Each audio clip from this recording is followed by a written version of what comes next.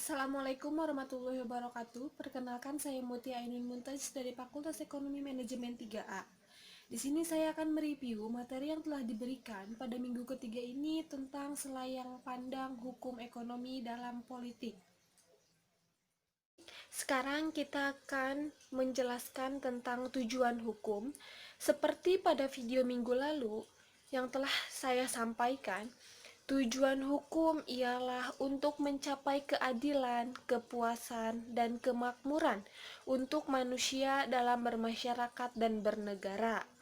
Di dalam bermasyarakat dan bernegara ini, sudah pasti adanya kontrak sosial dengan negara yang dibuktikan oleh kartu tanda penduduk atau KTP.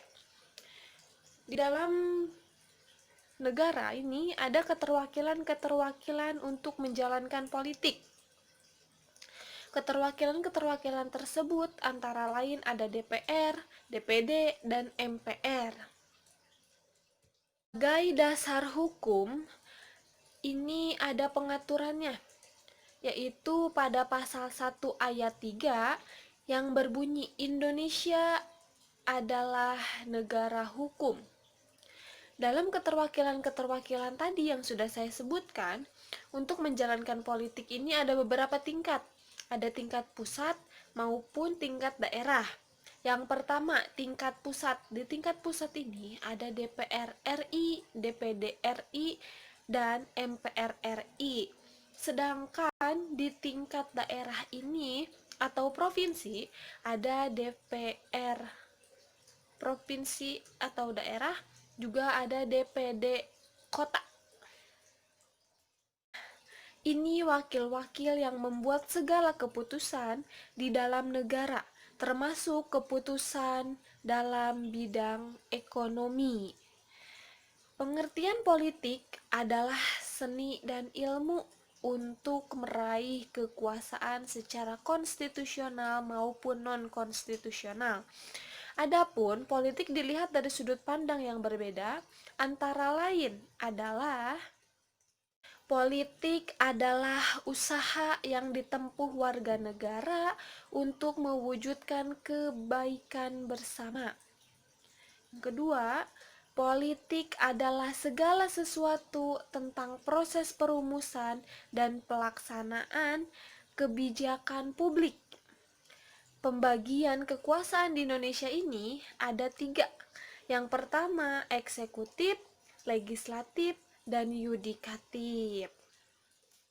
Menurut Profesor Mahfud MD, politik hukum adalah legal policy atau garis kebijakan resmi tentang hukum yang akan diberlakukan, baik hukum baru ataupun penggantian hukum lama.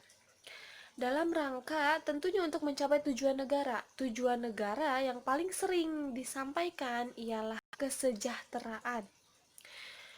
Berarti politik hukum ini adalah suatu keputusan yang memang menjadi kebijakan penguasanya.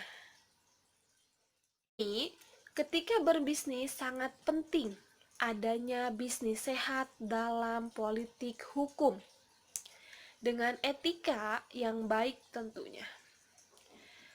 Secara otomatis bisnis akan lebih mudah berkembang ketika etika diterapkan di dalam perusahaan tersebut.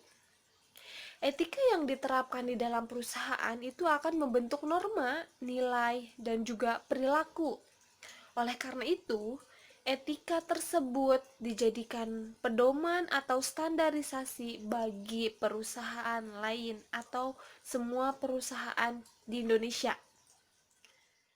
Baik, sekian pemaparan review materi minggu ketiga ini tentang selayang pandang hukum ekonomi dan politik. Saya ucapkan terima kasih. Wassalamualaikum warahmatullahi wabarakatuh. Jangan lupa subscribe, like, and share. Terima kasih.